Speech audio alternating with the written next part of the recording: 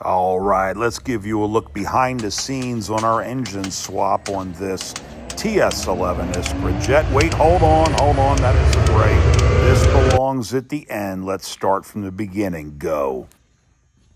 We finished our last air show season with about 6 hours to spare on this engine.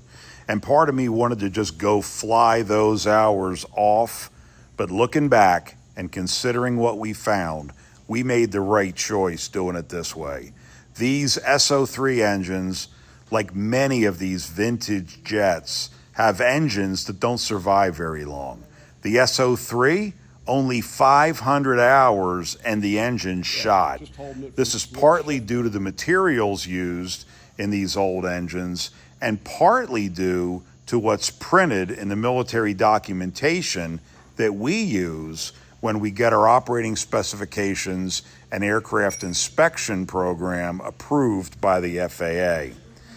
I'll spout off on some people and the way some of these jets are operated and looked after in a bit, so don't click away yet, stay tuned. By the way, while I have you, comment, like, share. We do this because it's social media, guys. I want a conversation. Ask your questions. Provide insight if you're an expert. I don't proclaim any expertise, but this is social media. That requires that we talk. Let's go. I mentioned earlier that we had 6 hours left on this engine. What does that mean? The engine manufacturer determines a time before overhaul, or TBO. This engine had the 500-hour TBO extended to 600 hours, but after review by a Polish engine representative, it was extended. It made it, but it sure was giving us hints along the way that her time was up. We have a very small team here at Renegade Aviator, and before I forget, I'm going to give a shout out to Ty. You'll see him in this video, and without people like him, I wouldn't have the opportunity to do what I do and perform at air shows for you. There have been several people to give a lot of support to Renegade Aviator, and I'm grateful. Adapter lifts the pin of some kind. Yeah, pin attachment to lift it off the seat and to drain the fuel into a hose. My 2 cents, I guess, on old former military jets and the so-called cheap jets. There's TS-11 Iskras out there that are fairly inexpensive to purchase, and I get phone calls from some of you people that say, yeah, the plane hasn't flown in 12 to 16 years, and it's been sitting outside or sitting in a damp hangar, and we're just going to put it together and fly it. It's going to be real super cheap. You're an idiot if you think that. And here I am again, making fun of people that are probably fans of mine. I really want to focus on something here. These engines, right? These engines are old technology, and they don't tolerate sitting idle for a long period of time. And they certainly don't tolerate not being properly preserved if you are going to try to fly one of these things. So the engine that we pulled out here, was run fairly regularly. We ran it right to TBO and pulled the engine, and I can show you some pictures that at TBO, this thing was starting to have bearing problems. And then the other engine that I have in the back, it's still up on the forklift, that other engine has been preserved. So we make sure that we follow the maintenance guidelines, not guidelines, we follow the engine manual. And, there's a lot of stuff on experimental jets that get overlooked. So here's our other engine. Let me turn around. It's still sitting on the forklift. We're getting ready to complete putting it on its stand so we can install this. And from what I see out there a lot of times, we see these airplanes sit for years. We have somebody call me up and say, well, the engine runs, it's all ready to fly, come on out and let's fly it. And that's not the way to do these things. So we are stewards of these former military jets. And it's up to us as aviators and owners to make sure that we don't become a statistic. And what really scares me are brave pilots. Brave pilots that don't know a damn thing what they're talking about half the time on the maintenance issue of these things, or worse, they listen to a maintenance shop that also doesn't really understand these aircraft. And it's not that the aircraft are hard to understand, but I think my 2 cents is I wanted a cheap jet, so I buy a cheap jet, and it runs and everything turns on, so therefore it's safe to fly. Just because the airworthiness standard for experimental exhibition jets may seem easy, right? Hey, it's experimental. I can do whatever I want with it. Don't let that lead you astray. We've got thousands of hours of work into this aircraft. This was a former Reno racer, and don't get me started on that. You know, Reno racer that may fly once or twice a year. As an air show airplane, we went through this airplane completely and damn near rebuilt the whole thing. So if you think you can get a jet for $25,000, if you think you can buy an engine for 10 or 15 grand and stick it in and go 500 miles an hour, you're sadly mistaken. That's my 2 cents for today. This is the removal phase. You saw us draining fluids earlier in the video. Now we go through the engine step by step, follow our checklist, and disconnect everything that we need to in order to remove the old engine. As everything comes off, we inspect it, we tag it, we bag it. Some items get removed for overhaul so we can put those back into stock to support the jet long term.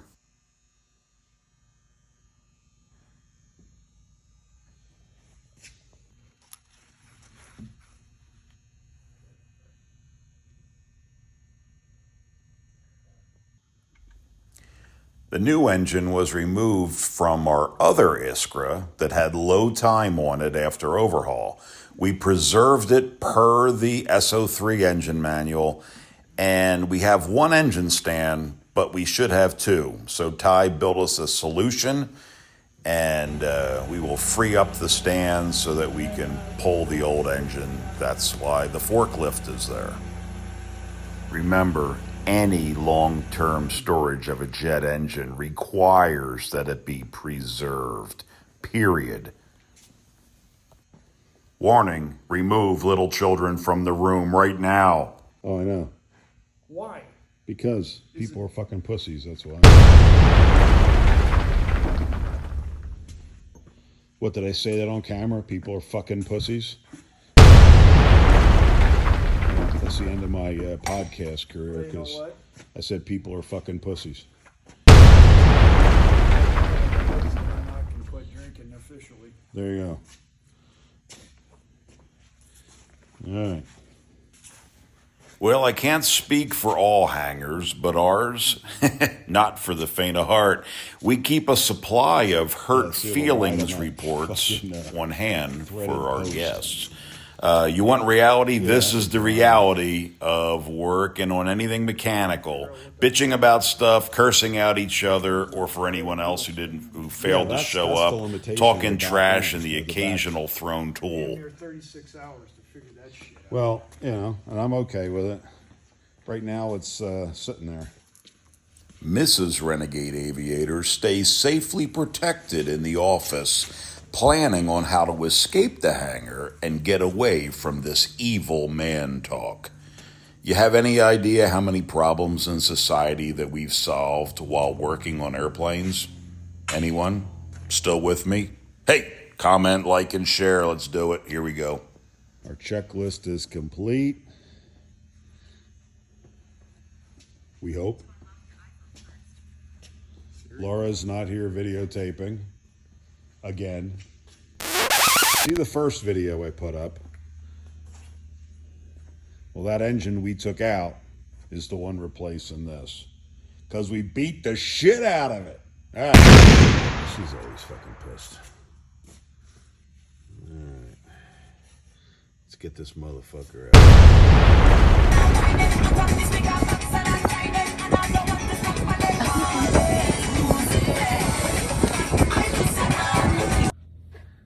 Hello, baby girl. Grandpa misses you. I hope you're having a good day with your mama. Grandpa? Hi, Papa. Okay, I saw your plane. Here's the guy. Plane in the sky. I'm eating my snack. No, it's not you. The car. Juice, applesauce, and what else? Stars. Oh, okay, the dog is down. The dog is you. Okay. Would you like to tell Grandpa anything else? No. Okay, say bye-bye. Bye-bye. All right, here she comes. Stop. All right, we'll get this out of the way. Move that. That's in the front.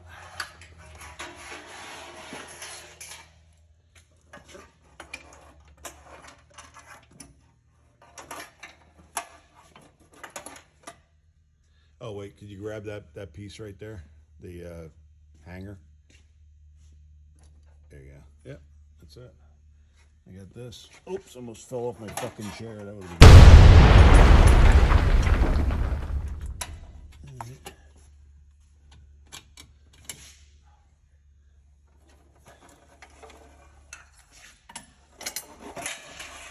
Clear. Get this out. Oh, that's it. Get that out of the way. It's free. So you know it's our airshow bird. There you go. Proof.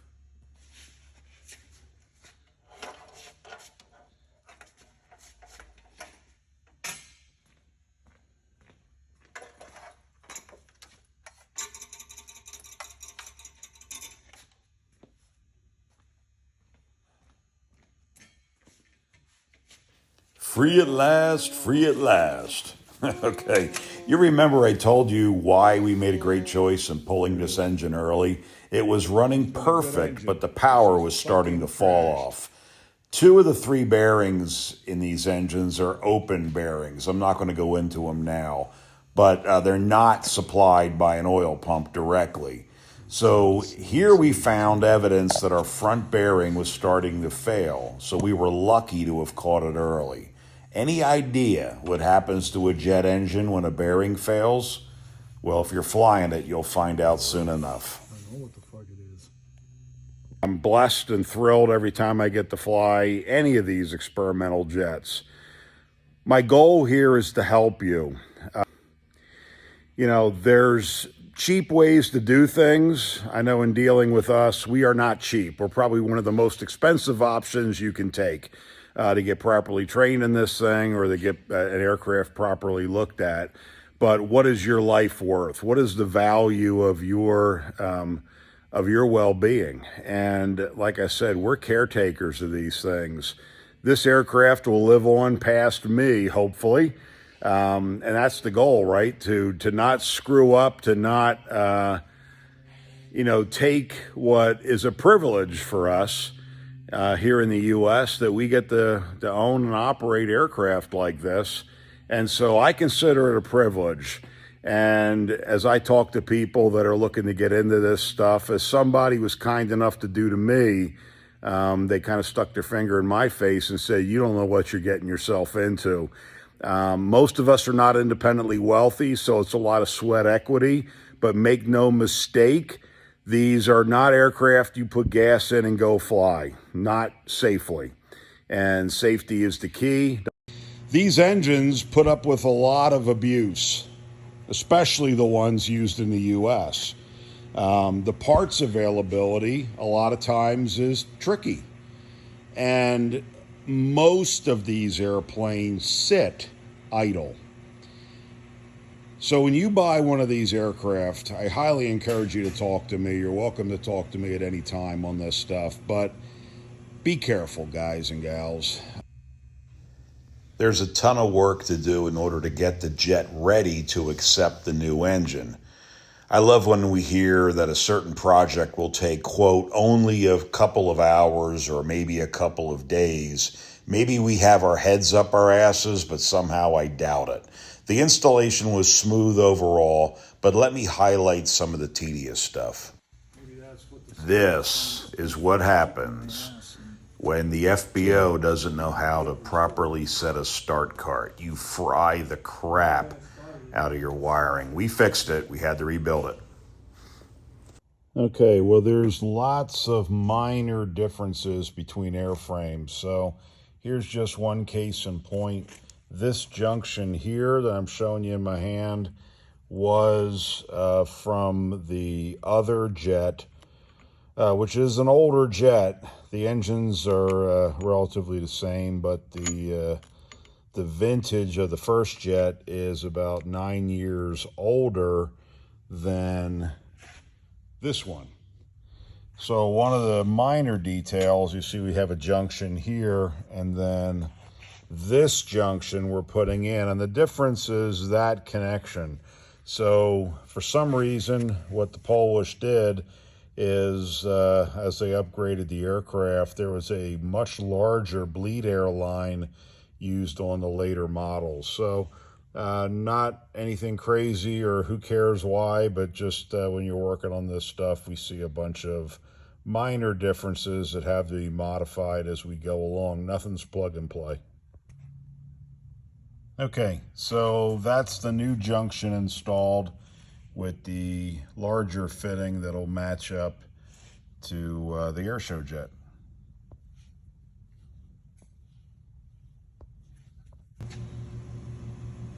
Yeah. Hydraulic fluid. Walmart repairs. It's nothing better than a clean hole. Just tons of little items, a lot of safety wiring, a lot of double checking connections, and we are getting closer to putting the engine back. So watch the last couple of inches. If only we had a video person. Where's that? You gotta put the engine mount on it too.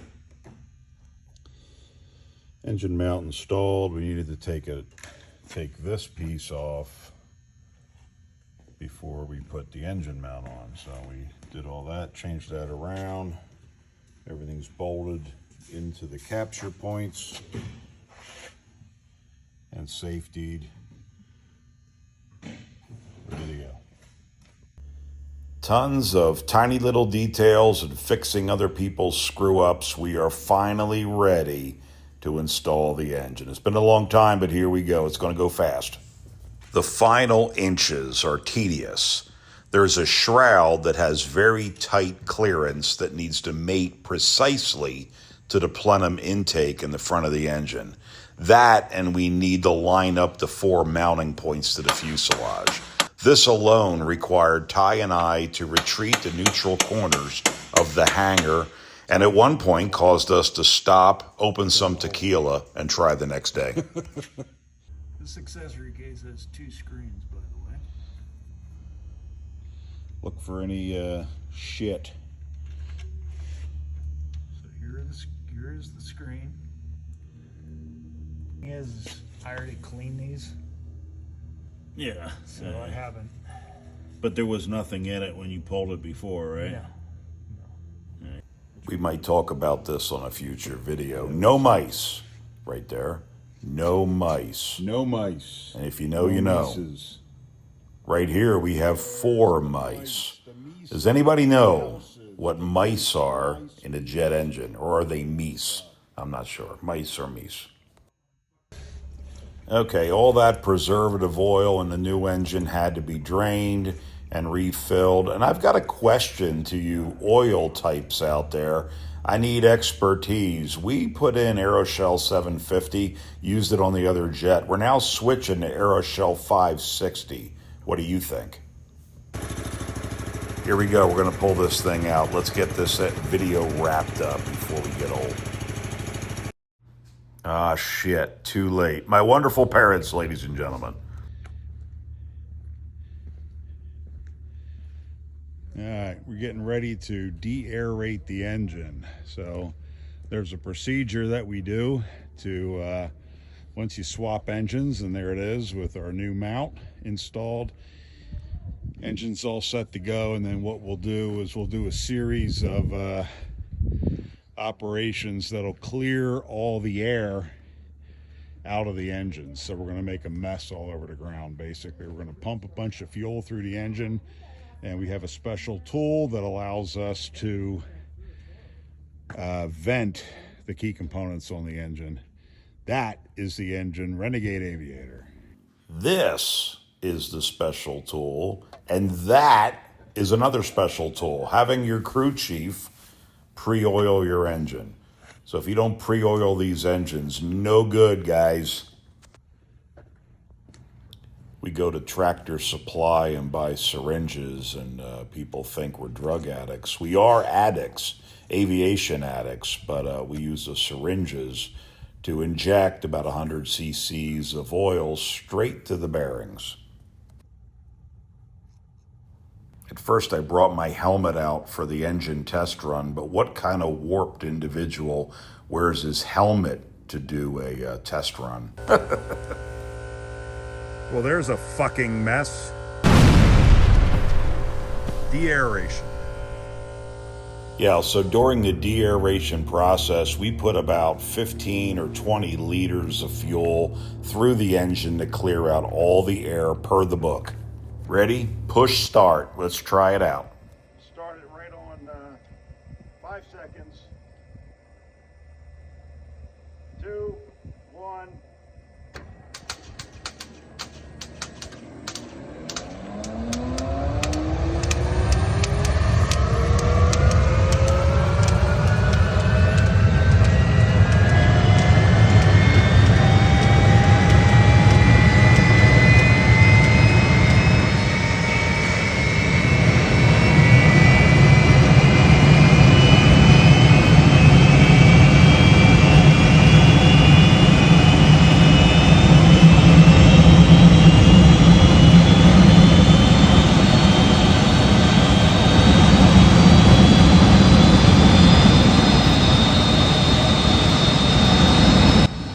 All right, more engine tuning to go and first flights on the new engine. Thanks for following us. Stay tuned. We're going to bring you one more video to complete the project. From the hangar, this is Dave Costa. I am the Renegade Aviator. See ya.